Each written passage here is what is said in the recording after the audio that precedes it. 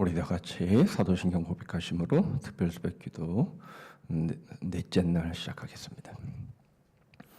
전능하사 천지를 만드신 하나님 아버지를 내가 믿사오며 그 외아들 우리 주 예수 그리스도를 믿사오니 이는 성령으로 잉태하사 동정녀 마리아에게 나시고 본디오 빌라도에게 고난을 받으사 십자가에 못 박혀 죽으시고 장사한 지 사흘 만에 죽은 자 가운데서 다시 살아나시며 하늘에 오르사 전능하신 하나님 앞 계시다가 저리로서 산자와 죽은 자를 심판하러 오시리라.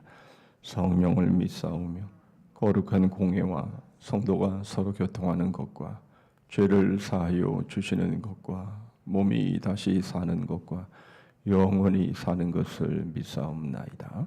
아멘. 찬송가 272장을 부르십니다.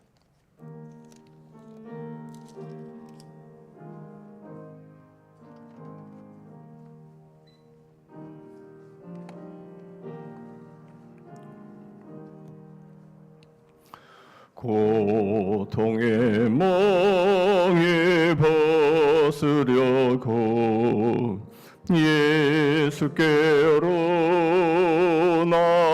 나갑니다. 자유와 기쁨 베푸시는 주께로 갑니다. 병든 내 몸이 튼튼하고 빈궁한 삶이 부해지며 죄악을 벗어버리려고 주께로 갑니다. 낭패와 실망 당한 뒤에 예수께로 나갑니다. 십자가 은혜 받으려고 주께로 갑니다. 슬프던 마음 위로받고 이 생의 풍파 찬잔하며 영광의 찬송 부르려고 주께로 갑니다. 교만한 마음을 내버리고 예수께로 나갑니다. 복되신 말씀 따르려고 주께로 갑니다. 실망한 이 몸 힘으로고 예수의 크신 사랑받아 하늘의 기쁨 맛보려고 주께로 갑니다. 죽음의 길을 벗어나서 예수께로 나갑니다. 영원한 집을 바라보고 주께로 갑니다. 멸망의 포구해여 나와 평화의 나라 다다라서 영광의 주를 배우려고 주께로 주께로 갑니다.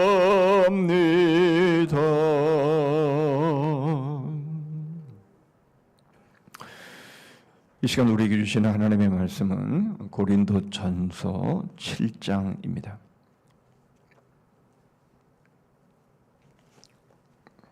고린도전서 7장 17절 말씀부터 24절 말씀까지. 고린도전서 7장 17절 말씀부터 24절 말씀까지 제가 읽겠습니다. 오직 주께서 각 사람에게 나눠주신 대로 하나님이 각 사람을 부르신 그대로 행하라. 내가 모든 교회에서 이와 같이 명하노라. 할례자로서 부르심을 받은 자가 있느냐? 무할례자가 되지 말며, 무할례자로 부르심을 받은 자가 있느냐? 할례를 받지 말라. 할례 받는 것도 아무것도 아니요 할례 받지 아니하는 것도 아무것도 아니로되 오직 하나님의 계명을 지킬 따름이니라. 각 사람은 부르심을 받은 그 부르심 그대로 지내라. 네가 종으로 있을 때에 부르심을 받았느냐? 염려하지 말라. 그러나 네가 자유롭게 될 수 있거든 그것을 이용하라. 주 안에서 부르심을 받은 자는 종이라도 주께 속한 자유인이요 또 그와 같이 자유인으로 있을 때에 부르심을 받은 자는 그리스도의 종이니라. 너희는 값으로 사신 것이니 사람들의 종이 되지 말라. 형제들아 너희는 각각 부르심을 받은 그대로 하나님과 함께 거하라. 아멘. 여러분 축하합니다. 나이가 어려진 것에 대해서 축하를 드립니다. 어떤 분들은 1살, 어떤 분들은 2살이 이제 어려지셨죠. 생일이 안 지나신 분들은 2살, 생일이 지나신 분들은 1살이 줄어들었습니다. 기분이 좋으십니까? 예, 기분이 좋은 이유는 1살이 젊어져서 기분이 좋고 또 2살이 줄어들어서 더 많이 살아서 기분이 좋은 게 아니라 일할 수 있는 기회가 그만큼 더 많아졌구나라는 그런 기분 좋음일 줄 압니다. 물론 그렇다고 해서 정말 줄어든 것은 아니지만 그러나 우리들의 그 마음 심리의 상태가 나이가 그만큼 어려지고 젊어졌다라고 하는 것은 또 그만큼 생기 있게 또 생동적으로 역동적으로 그렇게 살아갈 수 있는 나이임에도 불구하고 우리가 나이 때문에 오히려 이제 끝났어, 이제 뭘 할 거야, 이런 생각을 우리가 얼마든지 할 수가 있기 때문에 그렇습니다. 우리는 하나님 일과 영성에 대한 것을 우리가 이제 넷째 날 맞이했는데요. 우리는 일의 역사를 통해서 일은 하나님으로부터 나온 것이다. 이것이 신성한 것이다. 신적인 것이다.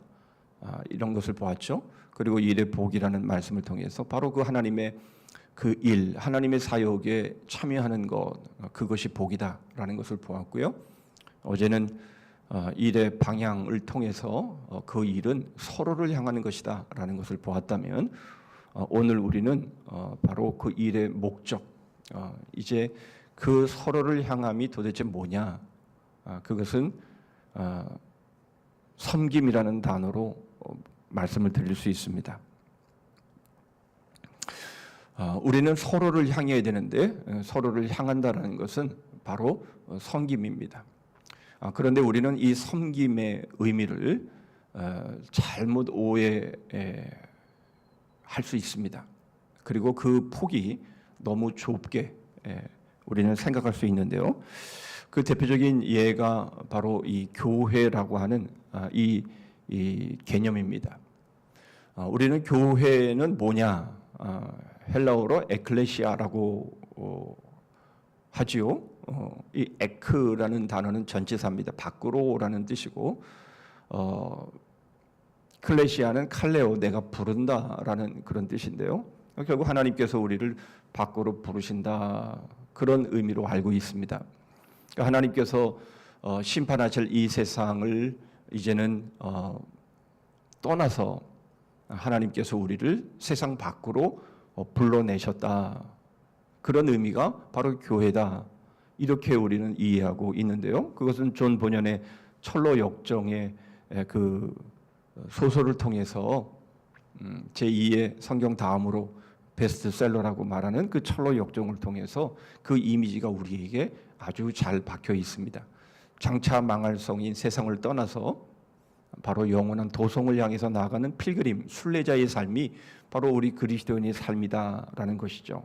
영적으로는 굉장히 잘 요약되어 있고 우리 그리스도인의 삶이 어떠해야 된다라고 하는 것을 잘 보여주는 그런 귀한 교훈의 책입니다. 그러나 여러분 우리가 한 가지 간과하는 것이 있습니다. 그것은 무엇인가 하니까 바로 이 세상은 결코 물리적인 세상이 아니라라는 것이죠. 세상, 만약 이것이 물리적인 세상이라면 우리는 다 지금 잘 못하고 있는 겁니다. 이 세상을 떠나서 우리는 속세를 떠나서 깊은 곳에, 아주 산속 깊은 곳에 들어가서 엄청난 그 정말 기가 막힌 절벽에 집을 하나 지어놓고 우리는 그 움막에서 우리는 기도하면서 말씀 보면서 그리고 누군가가 우리에게 먹을 것을 가져다 주면 그것을 먹으면 연명하면서 주님의 재림을 기다리고 사모하는 삶을 살아가야 하는 게 그게 맞는 것이죠. 그러나 그렇지 않다라는 겁니다. 그러면 이 세상이라고 하는 이 개념은 뭐냐라는 거죠. 바로 이것은 다른 것이 아니라 바로 하나님의 심판을 받을 수밖에 없는 자기 중심의 삶, 바로 이것을 세상으로 표현하고 있는 것이 맞다라는 겁니다. 그러므로 결국 자기 중심의 삶에서 우리를 불러내셔서 바로 서로를 향한 섬김의 삶을 살게 하신 바로 그것이 교회다. 우리는 이 개념을 바로 할 때에 섬김이 과연 무슨 의미인가라고 하는 것을 우리는 알 수 있습니다. 우리는 세상을 떠나기 때문에 우리는 세상을 정죄하고 판단하고 세상을 멀리하고 세상의 일들을 또는 우리의 몸을 악한 것이다 라고 생각하고 그저 교회 안에서 그저 하나님의 맡겨진 그런 일들을 하면 바로 그것이 바로 거룩한 것이고 그것이 바로 구원이고 그것이 바로 우리가 해야 될 일이다라고 생각한다면 그것은 정말 잘못된 개념인 것이죠. 결국 일의 관점에서 볼 때 하나님의 심판의 의미는 하나님을 믿지 않은 것만이 아니라 원래 하나님이 위임하신 하나님의 사역을 거부하고 여전히 자기 중심의 삶을 살아가는 것에 대한 심판이다라는 것을 우리는 분명히 알아야 하는 겁니다. 그러므로 교회가 세상 밖으로 부르심을 받았다라는 것은 자기 중심의 삶을 벗어나 원래 의도하신 대로 일을 통해 서로를 위하는 삶, 즉 섬기는 삶으로 부르셨다라는 것입니다. 교회는 하나님의 원래의 의도대로 그러므로 세상을 섬기는 공동체가 되는 것이 맞습니다. 여러분 이것은 교회 공동체만의 모습은 아니죠. 교회에 속한 모든 지체들에게 해당되어지는 말씀입니다. 결국 일은 자아를 실현하고 성공과 부귀영화를 위한 것이 아니라는 겁니다. 우리 그리스도인들은 복음을 모르는 이런 개념을 갖고 있는 사람들과 우리는 확연히 다른 혁신적인 통찰을 우리는 가져야 하는 것이죠. 왜 그런가 하니까 바로 하나님이 우리에게 명하신 것은 성공해라, 이 땅에서 부귀와 영화를 누려라, 높은 위치에 올라 갑질을 해라, 그렇게 우리를 부르신 것이 아니라 바로 하나님이 우리에게 태초에 명하신 바로 그 일은 사랑이신 하나님으로부터 나온 것이고 바로 그 일에 참여하는 것이 복이고 그리고 바로 그 일은 서로를 향한 것이고 그 서로를 향함은 바로 섬김을 위한 것임을 우리에게 너무나도 명확하게 말씀하시고 있기 때문에 그렇습니다. 여러분 물론 우리는 일을 하면서 우리는 성공을 기대하고 부귀와 영화를 우리는 기대하고 우리가 원하는 것들을 얻는 바로 그것을 우리는 기대하는 것 사실입니다. 그런 것이 전혀 우리와 관계가 없다라는 말은 결코 아닙니다. 우리가 이러한 주님이 말씀하시는 바로 이 일의 이 의미와 목적을 따라 방향을 따라서 우리가 섬김의 삶을 살아간다면 하나님은 우리에게 그런 만족을 주시고 또 우리에게 필요한 것들을 채워주시고 정말 복음을 받아들이지 않은 사람들이 말하고 있는 그런 성공이나 또는 부귀와 영화나 이런 것들도 얼마든지 주실 수 있는 것이죠. 그러나 주시지 않을 수도 있는 것이고 그것은 결코 중요한 것이 아니라는 겁니다. 중요한 것은 바로 하나님이 우리에게 이를 통해서 명하신 서로를 향한 섬김인데 오늘은 바로 그 섬김이 과연 누구를 향한 것이냐. 서로를 향한 섬김인데 그것이 구체적으로 누구냐 하는 것을 살펴봅니다. 먼저 오늘 본문은 우리에게 자유인으로 살 것에 대해서 말씀합니다. 17절입니다. 오직 주께서 각 사람에게 나눠주신 대로 하나님이 각 사람을 부르신 그대로 행하라. 내가 모든 교회에서 이와 같이 명하노라.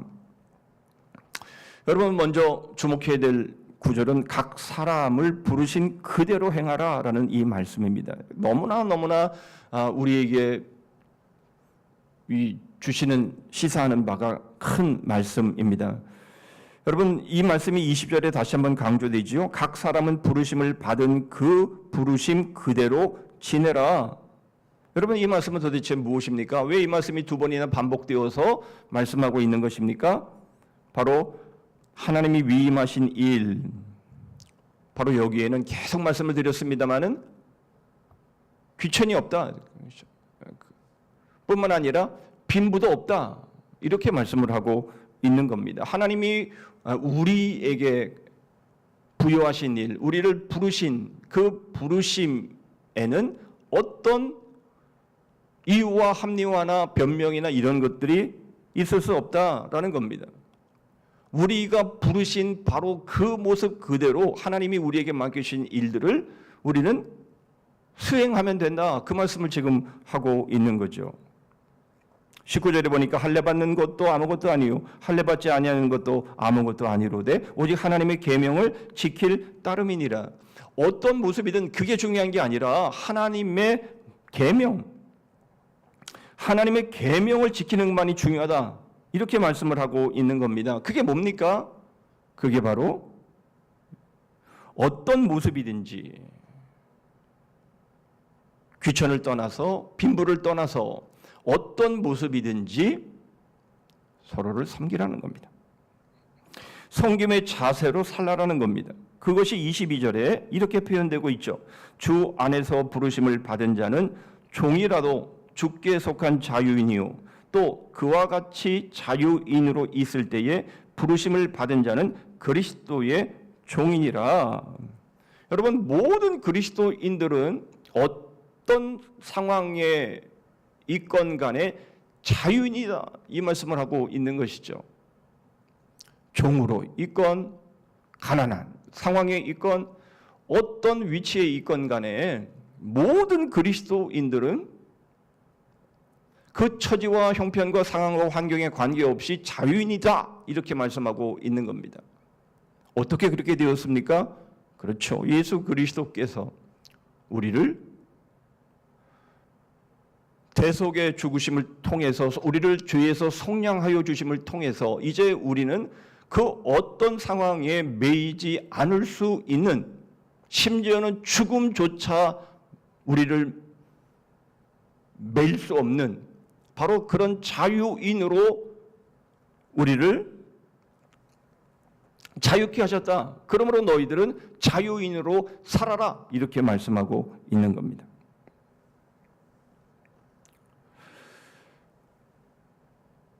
모든 것으로부터라는 것이죠. 모든 것으로부터. 여러분 그러므로 우리는 일을 통해서 우리가 목적하는 바로 그런 돈, 명예, 권세, 인기 그 어떤 것이건 바로 그런 것에 종로로 탈 사람들이 아니다라는 겁니다. 우리는 예수 그리스도의 그 보혈로 우리가 자유하게 되었기 때문에 우리를 얽어맬 수 있는 것은 더 이상 아무것도 없다. 그렇게 말씀하고 있는 것이죠. 여러분 우리가 행하는 일들은 무엇이든지 그러므로 자유로운 것입니다. 심지어 먹고 살아가는 문제로부터도 여러분 우리는 자유로운 것이죠. 그것을 마태복음 6장 31절로 33절은 이렇게 말씀하십니다. 그러므로 염려하여 이르기를 무엇을 먹을까 무엇을 마실까 무엇을 입을까 하지 말라. 이는 다 이방인들이 구하는 것이다. 너희 하늘아버지께서 이 모든 것이 너희에게 있어야 할 줄을 아시느니라. 그런즉 너희는 먼저 그의 나라와 그의 일을 구하라. 그리하면 이 모든 것을 너희에게 더하시리라. 하늘에 계신 너희 아버지께서 이 모든 것이 너희에게 있어야 될 것을 아신다. 아들을 하나밖에 없는 아들을 내어주시는 하나님께서 무엇인들 아끼겠느냐. 무엇인들 하나님께서 우리의 필요와 우리의 있어야 될 것들을 외면한 채 그렇게 우리를 어려움에 처하게 하실 것이냐 이렇게 말씀하고 있는 것이죠. 그럴 수 없다라는 겁니다. 그러므로 하나님의 나라와 하나님의 의를 구하라라고 말씀하시는데 이게 뭐냐라는 것이죠.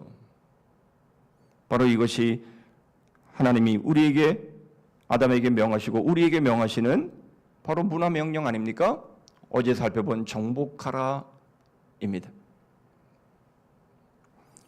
바로 이 정복은 바로 섬김의 삶을 의미함을 말씀하는 것이죠.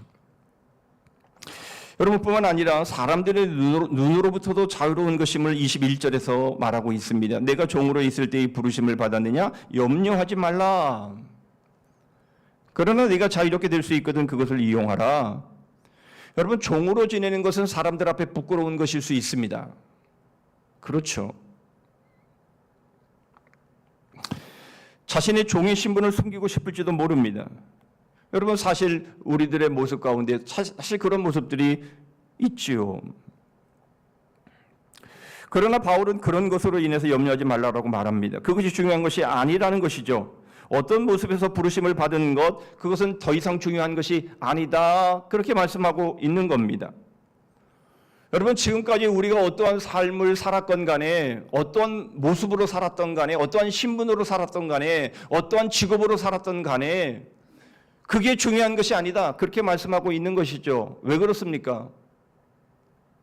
여러분 이전에 우리가 주님의 부르심을 받기 전에 우리의 모습들은 다 섬김과 관계없는 삶이었어요. 그것이 직업이 어떤 것이건 간에 다 자신의 성공과 부귀와 영화와 자신이 원하는 것들을 얻기 위한 바로 그러한 삶에 묶여 종으로 살았던 사람들이었던 것이죠. 그러나 이제 더 이상 그런 것에 연연할 위치에 있지 않다. 그 말씀을 지금 하고 있는 겁니다. 이제부터 어떻게 사느냐가 중요하다라는 말씀이죠. 우리가 그리스도의 부르심을 받아서 이제 우리가 서로를 향해 섬김의 삶을 살아가는 것 바로 이것이 중요한데 바로 이 삶에는 빈부도 없고 귀천도 없고 이제는 완전한 자유인으로 우리는 어떤 것에도 얽매여서 살아가야 될 이유가 없다라는 겁니다. 우리는 이제 모든 것의 자유에서 우리는 서로를 향해 섬길 준비가 되어 있는 것이고 주님이 바로 그러한 모든 모습으로 만들어 주셨다는 겁니다. 여러분 우리는 자유로운 사람들입니다. 이제는 어떤 것에도 눈치를 보거나 어떤 것에도 얽매이거나 그러므로 우리는 어떤 이 변명이나 이유나 합리화나 이런 것들을 통해서 우리가 섬기지 못했습니다. 이렇게 말할 수 있는 더 이상의 장애는 없다라는 것을 명확하게 우리에게 말씀하고 있는 것이죠. 우리는 자유인으로 하나님이 우리에게 맡겨주신 그 일을 감당할 수 있는 것이며 이제는 서로를 향해 바로 섬김의 삶을 살아갈 수 있는 것인데 두 번째로 우리에게 말씀하시는 것은 그리스도의 종으로 살아라라는 것입니다. 그리스도의 종으로 일하라라는 겁니다. 23절 말씀입니다. 너희는 값으로 사신 것이니 사람들의 종이 되지 말라. 여러분 이 말씀을 뒤집으면 사람들의 종이 아닌 예수 그리스도가 피값으로 사신 그리스도의 종으로 일하라, 종으로 살아라 라는 말씀인 것이죠. 여러분 이 그리스도의 종이라는 이 단어를 우리는 오해하고 할 수 있습니다. 그리스도의 종이기 때문에 우리는 이 폭을 앞에서 말씀을 드린 것처럼 그저 교회 안에서 하나님께서 우리에게 맡겨주신 바로 그 직분을 감당하면 그게 그리스도의 종인 것처럼 우리는 생각을 합니다마는 그러나 결코 그렇지 않다라는 것이죠. 여러분, 이것은 종교개혁가 마틴 루터가 바로 그렇게 생각하는 것에 대해서 아주 강력하게 종교개혁을 하면서 공격을 했음을 보게 됩니다. 그가 한 말을 읽어드립니다. 교황, 주교, 신부, 수도사들을 신령한 직분으로 칭하면서 왕족, 귀족, 장인, 농부들을 세속의 직분이라고 부르는 건 모두 지어낸 소리다. 철저한 기만이요 위선이 아닐 수 없다. 그러므로 누구도 거기에 주눅들 이유가 없다. 그리스도인이라면 누구나 진정으로 신령한 직분을 가졌으며 직무의 종류가 다르다는 것 말고는 아무런 차이가 없기 때문이다. 여러분, 우리 모두는 목회자만 그리스도의 종이 아니라 우리 모든 성도들은 다 그리스도의 종이다. 그 말씀을 지금 하고 있는 것이죠. 교회 안에서만 그리스도의 종이 아니라 여러분, 우리의 일상의 삶 가운데도 그리스도의 종이다. 그 말씀을 하고 있는 거죠. 이 말씀을 하면서 성경 두 구절을 근거로 소개합니다. 베드로전서 2장 9절과 계시록 5장 9절 10절입니다. 먼저 베드로전서 2장 9절을 보면 그러나 너희는 택하신 족속이요 왕같은 제사장들이요 거룩한 나라요 그의 소유된 백성이니 이는 너희를 어두운 데서 불러내어 그의 기이한 빛에 들어가게 하신 이의 아름다운 덕을 선포하게 하려 하심이라. 요한계시록 5장 9절 10절입니다. 그들이 새 노래를 불러 이르되 두루마리를 가지시고 그 인봉을 떼기에 합당하시도다. 일찍이 죽임을 당하사 각 족속과 방언과 백성과 나라 가운데에서 사람들을 피로 사서 하나님께 드리시고 그들로 우리 하나님 앞에서 나라와 제사장들을 삼으셨으니 그들이 땅에서 왕노릇 하리로다 하더라. 여러분, 이 말씀은 모든 그리스도인들은 다 그리스도의 종이다. 바로 이 말씀을 지금 하고 있는 것이죠.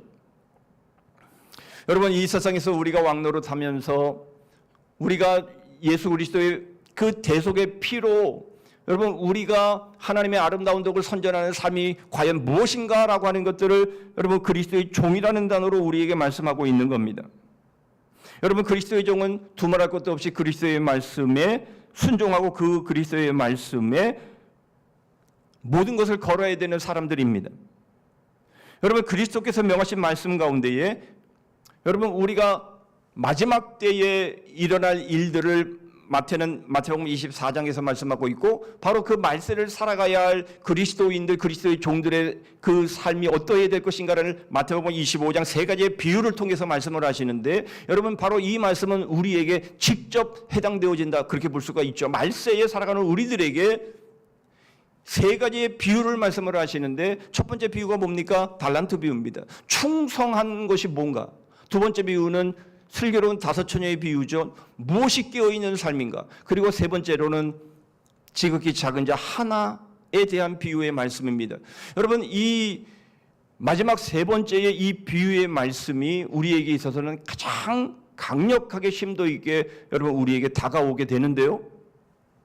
왜 그렇습니까? 바로 25장 마지막 이 세 번째의 비유는 예수님께서 공식적으로 가르치신 마지막 말씀이기 때문에 그럴 뿐만 아니라 첫 번째 비유의 말씀, 충성이 무엇이며 깨어있는다라는 것이 무엇인 것을 우리에게 명확하게 말씀하시고 그것에 따라서 영생과 영벌이 결정된다라고 우리에게 말씀하고 있기 때문입니다. 여러분, 우리는 많은 말로 우리의 구원과 영생을 말할 수 있을지 모릅니다만 그러나 예수님은 한 가지의 사건을 말씀하시면서 우리에게 말씀하시는데 그것이 뭡니까? 마태복음 25장 45절 46절입니다. 이에 임금이 대답하여 이르시되 내가 진실로 너희에게 이르노니 이 지극히 작은 자 하나에게 하지 아니한 것이고 내게 하지 아니한 것이니라 하시리니 그들은 영벌에 의인들은 영생에 들어가리라 하시니라. 여러분, 우리가 충성스러운 삶이 뭡니까? 우리가 깨어있는 삶이 무엇입니까? 여러분, 이것은 바로 지극히 작은 자 하나를 향한 바로 섬김인데 그것이 바로 나를 대하는 것이다. 바로 그것으로 영생이 결정이 된다. 이 말씀을 우리에게 하고 있는 겁니다.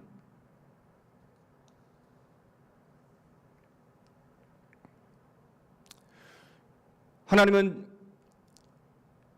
세상을 지으시고 그리고 아담과 하와에게 문화 명령을 주시면서 정복하라 라는 말씀을 하셨지만 여러분 그것이 무엇인지를 주님은 마지막 말씀을 통해서 이렇게 말씀을 하시는 것이죠. 지극히 작은 자 하나 그를 섬기는 것이 그것이 정복하라라는 말씀의 성취다 라는 것입니다. 너무나 놀랍지 않습니까? 이 세계를 마치 씹어 먹을 것처럼 씹어 먹어야 될 것처럼 그렇게 정복하라라고 말씀하셨던 그 말씀이 바로 지극히 작은 자 하나에게 귀결되고 있다라는 것입니다. 여러분 우리 그리스도인들의 문화는 섬김입니다. 그런데 그 섬김은 바로 지극히 작은 자 하나를 향한 것이다. 여러분 우리는 지금까지 살아오면서 달려오면서 우리는 참 이런 생각들을 많이 했습니다. 무엇을 해야 돈을 많이 벌고 출세할 수 있을까? 여러분 이제부터는 그런 삶을 살아서는 안 되는 것이죠. 그러면 어떤 삶을 살아야 합니까? 우리는 이 질문 앞에 서야 합니다. 지금 가진 능력과 기회를 가지고 어떻게 하면 하나님의 뜻과 이웃의 요구를 늘 의식하면서 최대한 다른 이들을 섬길 수 있을까? 여러분 이것은 우리 자신에게만 해당되어지는 것이 아니라 바로 우리 자녀 손들에게도 해당되어지는 것이죠. 어떻게 이 아이에게 좋은 것을 가르치고 많은 것을 가르쳐서 높은 자리, 성공하는 자리, 모든 자들이 위에 군림하는 자리에 서게 할까? 아니라는 겁니다. 여러분 우리가 행하는 이 모든 일들 하나님이 우리에게 정복하라고 말씀하시며 우리를 교회로 부르시고 예수 그리스도께서 십자가의 죽으심을 통해 복음으로 우리를 하나님의 나라의 백성을 삼으시며 이 땅에 살게 하신 바로 그 일의 목적, 그 사명의 목적, 그 직분의 목적은 서로를 향한 것인데 그것은 섬김이 돼 그 섬김도 지극히 작은 자 하나를 향한 섬김 바로 그것이라는 겁니다. 지난 6개월을 어떻게 달려오셨습니까? 앞으로의 6개월을 어떻게 달려가실 겁니까? 우리의 남은 삶을 무엇을 위해 퍼부으시렵니까? 하나님은 우리를 그리스도의 피로 자유케 하셨습니다. 복음으로 우리를 더 이상 어떤 것에도 매이지 않는 삶을 살게 하셨고 바로 내가 너와 함께한다. 내가 너에게 있어야 될 것을 다 한다. 그런 것에 연연하지 말아라. 그런 것에 붙잡히지 말아라. 바로 그러한 자유인의 모습으로 이제 마음껏 나의 일을 감당해라. 지극히 작은 자 한 사람을 향해서. 바로 이것이 우리가 맞춰야 할, 우리가 달려가야 할 바로 우리의 맡겨주신 일의 목적임을 우리가 바라보면서 이것이 바로 우리의 영생을 결정한다는 것입니다. 생각이 많을 것입니다. 과연 나의 남은 삶을 무엇을 위해 살아가야 될 것인가? 이 말씀은 우리에게 분명한 답을 주실 겁니다. 우리의 남은 6개월을 향해서 어떻게 살아가야 할지 하나님 앞에 물으셔서 무엇이 지극히 작은 자 하나를 섬기는 삶인지를 물으시고 지난 6개월 동안 이것에 대한 증거가 나에게 있는가 돌아보시고 그것이 없다면 심각한 위기임을 우리가 느끼면서 지극히 작은 자 하나에게 한 바로 그 증거가 바로 나에게 있기를 원해서 남은 6개월을 달려가시는, 우리의 남은 삶을 거기에 올인하는, 그래서 하나님이 정복하라 라고 말씀하시는 그 문화 명령을 복음으로 성취하시는 우리 모두가 되기를 주님의 이름으로 축복합니다. 아멘. 기도하겠습니다. 하나님 아버지,